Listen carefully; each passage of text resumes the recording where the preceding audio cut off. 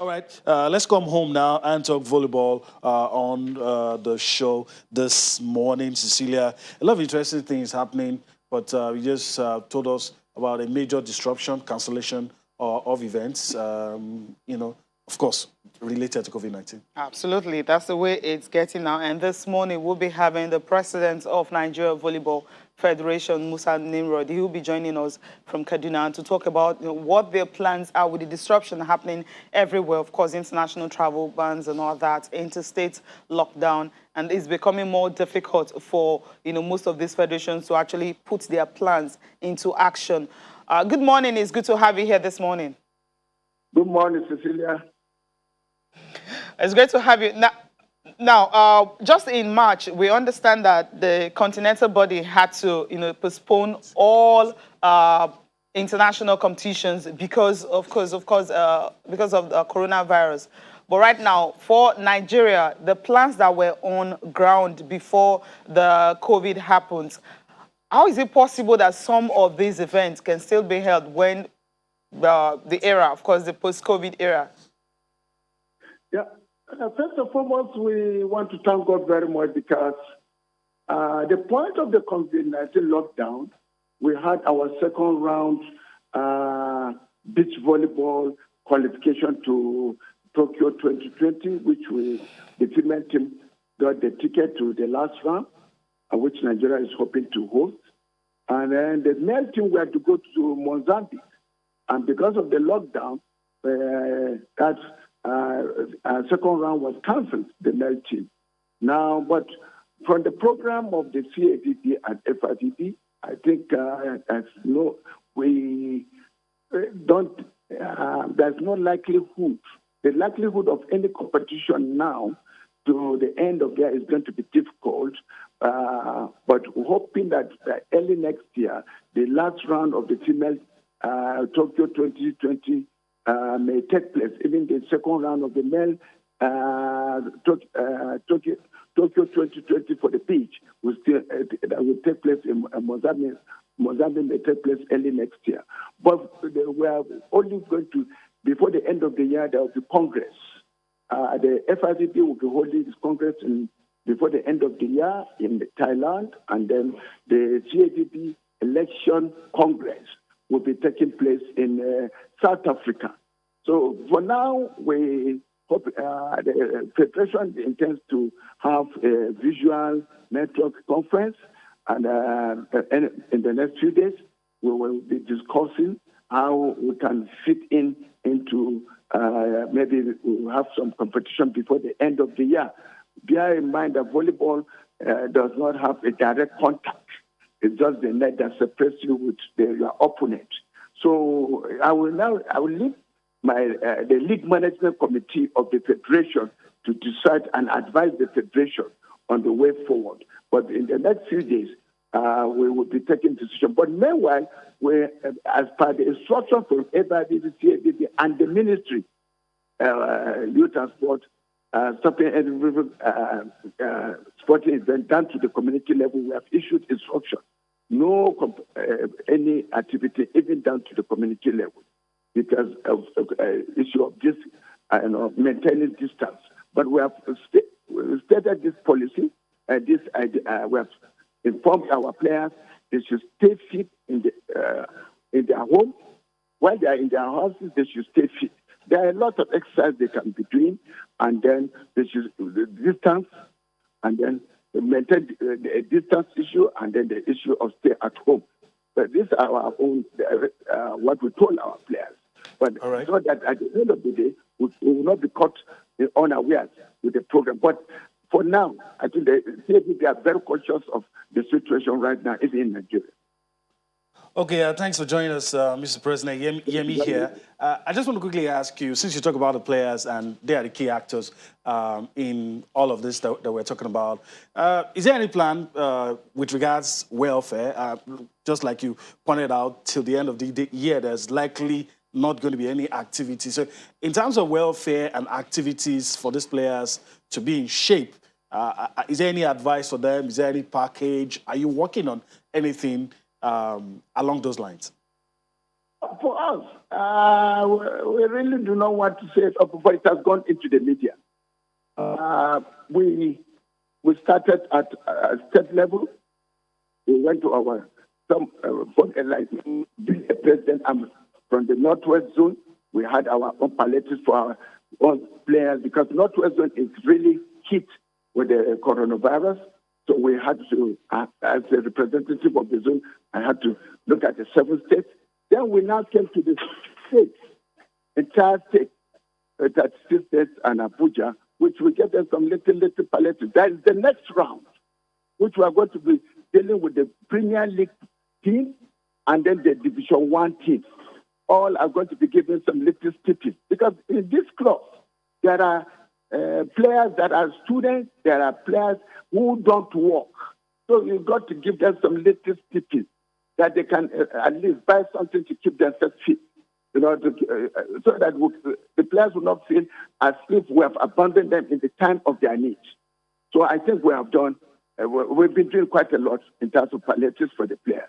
And we're still going to do in the next round now is going to be with the Premier League players and then with Division 1 players. Because we know there are students, there are players who have graduated and they don't have anything doing. It's very difficult for them to eat in their home. So we feel we've been helping them. We'll continue to help them. Yes. All right. Let me just also quickly ask you. I mean, we've been asking a lot of federations this, so maybe we should just ask you as well. Do you guys have any plan, or is there a plan in place? Let's assume magically something happens, a vaccine is developed, or we get a cure for COVID, a drug that works for COVID-19, and something happens and say, okay, you guys resume, you can go back tomorrow. Is there a plan to be back immediately? Because you never know. I mean, in some weeks' time, anything can happen. So is there a plan to be back immediately, even if it doesn't take as long as some of us expect? We have a big plan. As I told you, we are going for the last round of our female beach volleyball will be going for the last round of Tokyo 2020. We have a big plan. We just have to go in. In fact, they were in camp when this thing, lockdown took place. So I think we have a direction on what to do. We have a big desire. You may remember that we lost at the last round, Olympic Rio de Janeiro. And it was, it's something that it's very difficult for us to forget because of the pain, of losing that ticket. But this time around, we're putting both the male and the female team beach volleyball to ensure that we get that ticket. And we're going for the last round, and we hope that we'll get that ticket. So we are desiring that whatever it will cost us by the grace of God, our team will have to, be in training. And because there's no direct contact. Even the shaking that they do normal in beach volleyball, they will not do it, but they will play the game. And even the FIDP, it is the beach volleyball that is likely to take place, not the indoor volleyball. Yes, because the Volleyball National League has the council till next year. Yes. Okay, interesting to note that what you're assuring us is that the beach volleyball team are likely going to be the one that will be in Rio and not the main volleyball team. Is that what you're saying? The ticket right in Cameroon, but the beach volleyball now that's the one we are relying on. Okay. Because, for Tokyo 2020, because we are going for the last round. And that's also how we lost.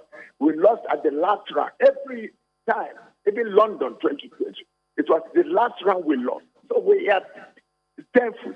But this time around, we have to. We're putting our best to ensure that we get to Tokyo 2020. Can't be missing it up with later. All right, let's leave the elite sports and talk about grassroots development. Earlier this year, the under-17 volleyball tournament was organized in the north and all. But in the south, it's as if it's not as busy as it is in the north. So can you explain further why we don't have more tournaments in the south just the way we have in the north? No, we do have tournaments in the south. Every year we have the shed Shell Petroleum will normally organize competition, and we also have another competition in Lagos every year. So the grassroots aspect, we've been doing, since I came to office, we've been organizing game masters, coaches, refresher course. We have done it in the southeast, we have done it in the south, we have done it in the southwest and other zones. The reason is that for these coaches to go back to the grassroots. And I want to inform you that to God be the glory, we have quite a lot of grassroots volleyball academy now. That anytime, any moment, any under 12, we can get under 12 today in this country. All right. We are back to 70s where football and volleyball were competing with each other. Back to 70s. All right. That's a very bold claim. Okay. Let me just ask you before we let you. Let me ask you this. In terms of growth, I'm asking you because of what you said. In terms of growth, give us an honest assessment of the growth of volleyball in Nigeria, especially with people under the ages of sports lovers under the age of 20. Yeah. Today, I want to inform you under 19, we are number 3 in Africa, right? Under 19. We have been to the World Championship last year. Okay. And our boys get 14th in the world. Today, we are second in under 19 in Africa. We are second in ranking in Africa. So in your opinion, the game is growing rapidly in Nigeria? Oh, very well. Remember at the last Algiers, the only team event that got a gold medal in Algiers, African Youth Games, was volleyball. Okay. The only team event that got a gold medal in African Youth Games was volleyball. Okay, it shows. Okay, it shows that the grassroots level is really up. But, let me take you back to what you mentioned earlier. This year we had the under 17 beach volleyball in Kebbi. And, of course, we've had other tournaments in Kaduna and all that. Now, how do you monitor these players to actually turn them into the national team? You also mentioned the under 19 being number 2 in Africa. So how do you now have the national team? How do you, this progression that we usually have, making sure that these players will not just compete in these tournaments and then they fade away? Now, what we do is that we have coaches that are scouting players for us. They go around the country where we have underage competitions. Now, those competitions you mentioned, they are zonal based, organized by the zonal reps. But we also do have our own under 17, which, if not because of the COVID-19, we're looking forward to host under 17 in Governor El-Rufai under 17 volleyball championship, and also in Rivers, under 20, under 21 in Rivers, Port Harcourt. All those were in our program. But because now with the COVID-19, we cannot hold, they will not continue with such this competition. And then thirdly, Nigeria is supposed to be hosting under 18 female African championship in September, October. But it's going to be difficult now. So because CFDB believe that Nigeria is growing rapidly and underage, and that's why they gave us the ticket to host African under 18 female competition. And last time we came fourth in Kenya. Under 18. We came fourth. And those are the girls that today, quite a lot of them are international, that went to Morocco. Quite a lot of them were in that team. Okay, thank you so much, Musa Nimrod, for taking our time to talk to us this morning, the president of Nigeria Volleyball Federation. Thank you.